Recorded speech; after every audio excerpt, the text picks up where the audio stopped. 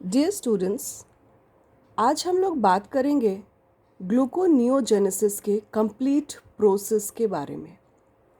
जैसे कि आपको बताया है कि gluconeogenesis is essentially the reverse of glycolysis. Glycolysis की प्रक्रिया का ठीक अपोजिंग प्रोसेस होता है ग्लूकोनियोजेनेसिस। तो चूंकि ये ठीक अपोजिंग प्रोसेस होता है तो it starts from the pyruvate. और भी कुछ जो इम्पॉर्टेंट सबस्ट्रेट्स हैं जो कि ग्लूकोनियोजेनेसिस के प्रोसेस को स्टार्ट करने के लिए यूज़ हो सकते हैं, उनके बारे में आपको लास्ट क्लास में बताया था। तो अगर हम ग्लूकोनियोजेनेसिस की प्रक्रिया को ध्यान से देखें तो first step is conversion of pyruvate to phosphoenol pyruvate. Last class में आपको बताया था कि this is in the process of glycolysis and irreversible process. Glycolysis की प्रक्रिया में ये एक इरिवर्सिबल प्रोसेस था, इसलिए जब ग्लूकोनियोजेनेसिस की प्रक्रिया में ये स्टेप होगा तो definitely it will consume energy and slightly different pathway. तो ये कैसे बनता है, फर्स्ट स्टेप कैसे होता है ग्लूकोनियोजेनेसिस की प्रक्रिया में? पायरुवेट से सबसे पहले ऑक्सैलो एसीटेट का निर्माण होता है और ये ऑक्सैलो एसीटेट फिर कन्वर्ट होता है फॉस्फोएनॉल पायरुवेट में। पायरुवेट से ऑक्सैलो एसीटेट के निर्माण के समय जो एंजाइम यूज होता है उसको कहते हैं पायरुवेट कार्बोक्सिलेज एंजाइम। यहाँ पे ATP कंज्यूम होता है। As you can see, 2 moles of ATP are reduced to ADP. ये ऑक्सैलो एसीटेट फर्दर आवश्यकता के अनुसार क्रेब्स साइकिल या TCA साइकिल में भी एंटर कर सकता है। आगे इस ऑक्सैलो एसीटेट से फॉस्फोएनॉल पायरुवेट का निर्माण होता है। इस प्रोसेस को करने में जो एंजाइम रिक्वायर्ड है that is called as pyruvate phosphoenol carboxykinase. Pyruvate phosphoenol carboxykinase, phosphoenol pyruvate carboxykinase, जिसको आप कहते हैं PEPCK, भी कुछ जगह आपको लिखा हुआ ये मिल सकता है। यहाँ पर अगेन एनर्जी कंज्यूम हो रही है। 2 moles of GTP are converted to GDP। तो यहाँ पर 2 ATP कंज्यूम हो रहा है और यहाँ पर 2 GTP कंज्यूम हो रहा है। तो ये step is highly energy consuming. यहाँ पे बायोटिन का भी रिक्वायरमेंट होता है। Biotin acts as a coenzyme at this step और ये ऑक्सैलो एसीटेट का निर्माण माइटोकॉन्ड्रिया में होता है। ग्लूकोनियोजेनेसिस की प्रक्रिया के लिए इस ऑक्सैलो एसीटेट को साइटोसोल में एंटर करना पड़ता है। Next step is the conversion of phosphoenol pyruvate to two phosphoglycerate. हाँ, ऑक्सैलो एसीटेट से फॉस्फोएनॉल पायरुवेट में कन्वर्जन के समय मैग्नीशियम या मैंगनीज आयन की भी रिक्वायरमेंट होती है, यानी Mg2+ या Mn2+ की भी रिक्वायरमेंट होती है। और ये जो एंजाइम है, this enzyme phosphoenol carboxy pyruvate kinase, this enzyme is found both in mitochondria and in cytosol. ये एंजाइम दोनों ही जगह पाया जाता है, ठीक है। तो लेकिन अगर ग्लूकोनियोजेनेसिस की प्रक्रिया के लिए साइटोसोल में प्रेजेंट एंजाइम की इंपॉर्टेंस अधिक होती है। अब phosphoenol pyruvate will get converted to two phosphoglycerate. ये इरिवर्सिबल प्रोसेस नहीं था ग्लाइकोलिसिस की प्रक्रिया में, इसलिए ये स्टेप बहुत कॉम्प्लिकेटेड नहीं है और simply this step will be followed. यहाँ पर जो एंजाइम यूज होगा that is enolase enzyme. At this point enolase enzyme is used, ठीक जैसे ग्लाइकोलिसिस की प्रक्रिया में हो रहा था। Next step is conversion of 2-phosphoglycerate to 3-phosphoglycerate. यहाँ पे जो एंजाइम यूज होगा that is phosphoglycerate म्यूटेज.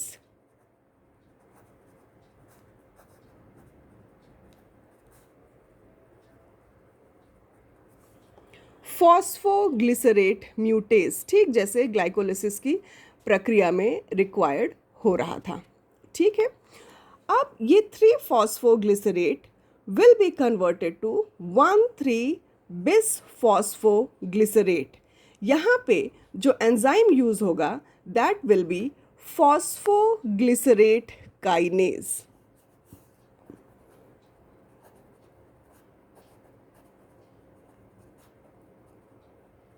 Phosphoglycerate kinase. यहाँ पर अगेन 2 ATP, आप देखिए 2 ATP अगेन यहाँ पर यूज होगी and it will be converted to ADP. तो अभी तक हम लगातार देख रहे हैं कि ग्लूकोनियोजेनेसिस काफ़ी एनर्जी कंज्यूमिंग प्रोसेस है. Now this will get converted to 1,3-biphosphoglycerate. ठीक है, और ये 1,3-biphosphoglycerate will be converted to glyceraldehyde 3-phosphate.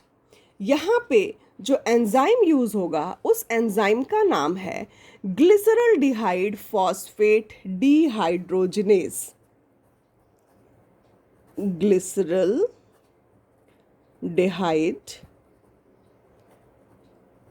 Phosphate dehydrogenase. यहाँ पे अगेन एनर्जी कंज्यूमिंग प्रोसेस है. निकोटिनामाइड डिहाइड्रोजनेज में हाइड्रोजन आयन के साथ it is getting converted to NAD+. तो ये भी एनर्जी कंज्यूम हो रही है यहाँ पर. ठीक है, फिर it will get converted to glyceraldehyde 3-phosphate. फिर ये ग्लिसरल्डिहाइड 3-phosphate आगे कन्वर्ट होगा डाईहाइड्रोक्सी एसीटोन फॉस्फेट में.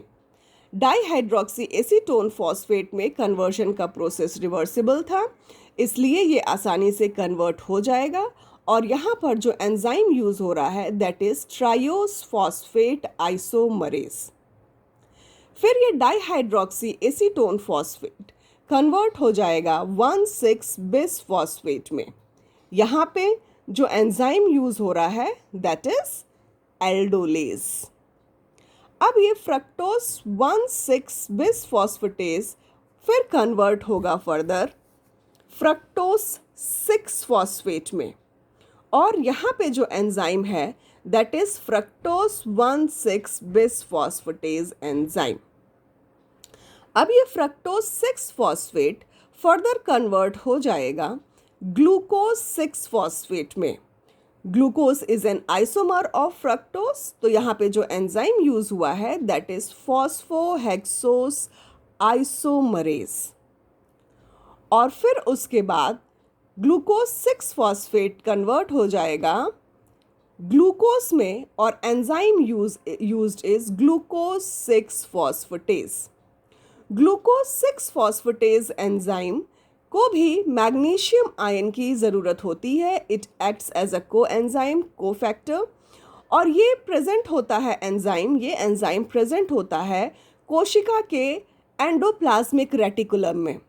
तो ग्लूकोनियोजेनेसिस की प्रक्रिया जब लिवर में हो रही है तो लिवर के एंडोप्लाज्मिक रेटिकुलम में ये एंजाइम प्रेजेंट होगा. लेकिन इसका जो एक्टिव साइट है, इस एंजाइम का जो एक्टिव साइट है ग्लूकोज 6-phosphatase का, ये साइटोसोलिक साइड पे होता है, साइटोसोल की तरफ पर होता है. और जो हमारे बॉडी के बहुत इम्पॉर्टेंट सेल्स हैं जैसे ब्रेन सेल्स, स्केलेटल मसल्स, इसमें ये एंजाइम नहीं होता. तो they can not synthesize glucose from glucose 6-phosphate. तो इसलिए जो इसका एक्टिव साइट है यानी कि लिवर और किडनी, तो ग्लूकोनियोजेनेसिस की प्रक्रिया से जो ग्लूकोज प्रोड्यूस होगा that will be produced in liver और kidney and then it will be delivered to brain cells and muscle cells through the blood stream. क्योंकि ब्रेन सेल्स और muscle cells they can not synthesize gluconeogenesis process on their own. तो इस तरह से आप देखेंगे कि आपके ग्लूकोनियोजेनेसिस की जो प्रक्रिया है it is highly energy consuming. आप पहले ही स्टेप पे देख रहे हैं कि वहाँ पर 2 ATP यूज़ हो जा रही है प्लस 2 GTP भी यूज़ हो जा रही है। फिर आपके एक और नेक्स्ट स्टेप पे आप ये देख रहे हैं कि अगेन 2 ATP यूज़ हो जा रही है। तो इस तरह से आप देखेंगे कि 4 ATP plus 2 GTP is using in this process, is getting used in this process. साथ ही साथ here NADH is also getting converted to NAD plus, यहाँ पे भी एनर्जी कंज्यूम ही हो रही है। तो this is equal to 6 ATP, क्योंकि एक NADH जब NAD में कन्वर्ट होता है 1 मोल, तो it is equivalent to 3 moles of ATP। ठीक है, तो यहाँ पे तो 2-2 हो रहा है क्योंकि अभी ये 2 कार्बन एंटिटी चल रही है। तो जब ये 2-2 कन्वर्ट हो रहा है तो it is equal to 6 ATP। तो आप देखिए all together so much large amount of ATP is getting used in the process of gluconeogenesis.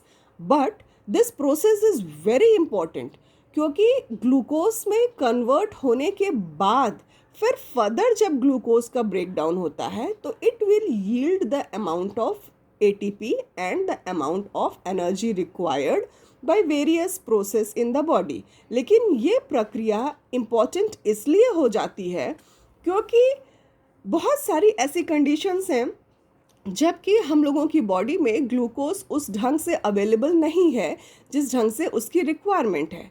तो in that case gluconeogenesis is very important, specially for the proper functioning of nervous tissues, of brain tissues. ये बहुत important है। Gluconeogenesis की प्रक्रिया बहुत कुछ हमारी diet पर भी निर्भर करती है। जैसे कि जो एनिमल्स बहुत हाई कार्बोहाइड्रेट डाइट पे रहते हैं उनमें ग्लूकोनियोजेनेसिस की प्रक्रिया स्लो होती है, बिकॉज नॉर्मल ग्लाइकोलिसिस ज़्यादा होती है। लेकिन ऐसे एनिमल्स जो कि बहुत फास्टिंग पर हैं, बहुत लो अमाउंट ऑफ कार्बोहाइड्रेट जिनकी डाइट में है, वहाँ पर ग्लूकोनियोजेनेसिस की प्रक्रिया महत्वपूर्ण हो जाती है। साथ ही साथ कई बार कुछ हार्मोनल डिफेक्ट्स के केस में भी, जबकि ग्लाइकोलिसिस की प्रक्रिया आसानी से नहीं हो सकती, उस स्थिति में भी ग्लूकोनियोजेनेसिस की प्रक्रिया महत्वपूर्ण हो जाती है। तो इसलिए ये एनर्जी कंज्यूमिंग प्रोसेस तो ज़रूर है, लेकिन it is very important for the production of energy in the body. Gluconeogenesis की प्रक्रिया का जो एनर्जेटिक्स है या जो इसकी जो स्टोइकियोमेट्री है, उसमें आप जैसे कि मैंने बताया कि it is generally energy consuming, लेकिन जब ये further when it starts glycolysis then the purpose of gluconeogenesis gets solved. अगर आप देखेंगे तो एनर्जेटिक्स की अगर आप बात करेंगे तो इसकी एनर्जेटिक्स में ये देखिए, after complete process of converting pyruvate to glucose, आप देखेंगे कि net energy is in negative -47.6, it is in negative. तो the complete process is energy consuming, but it is very important in order to further start the process of glycolysis.